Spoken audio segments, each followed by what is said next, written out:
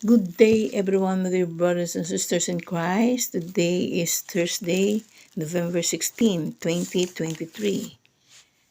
Welcome sa aking video. I am Myrna de Mariana, OCDS, Philippines. Let us pray first to the Holy Spirit in the name of the Father, and of the Son, and of the Holy Spirit. Amen. Come, Holy Spirit, grant us the gift of knowledge. And our Gospel for today is according to St. Luke chapter 17, verses 20 to 25. Ang pagdating ng kaharian ng Diyos. Ang pagpapahayag ng mabuting balita ayon sa aklat ng San Lucas. Minsan, si Jesus ay tinanong ng mga Pariseo kung kailan darating ang kaharian ng Diyos. Sumagot siya, walang makikitang palatandaan ng pagdating ng kaharian ng Diyos at wala ring magsasabing narito na o naroon, sapagkat ang kaharian ng Diyos ay nasa inyo.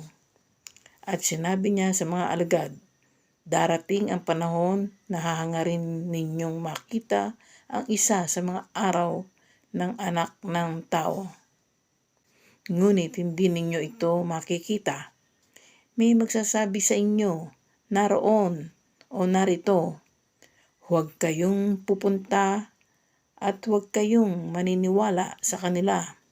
Sapagkat pagsapit ng takdang araw, ang anak ng tao ay darating na parang kidlat na nagliliwanag sa buong kalangitan. Ngunit kailangan munang magdanas siya ng maraming hirap at itakwil ng salinlahing ito. Ang mabuting balita ng Panginoon. Pinupuri ka namin, Panginoong Jesucristo. Manalangin tayo. Panginoon, pinupurit, pinasasalamatan ka namin sa mga biyayang iyong pinagkakalob sa amin. Papaglingasin mo ang aming mga puso na makarating sa iyong kaharian. Pagpalain mo po ang bawat isa sa amin na nakikinig sa iyong mabuting balita, sampu ng aming mga mahal sa buhay. Amen.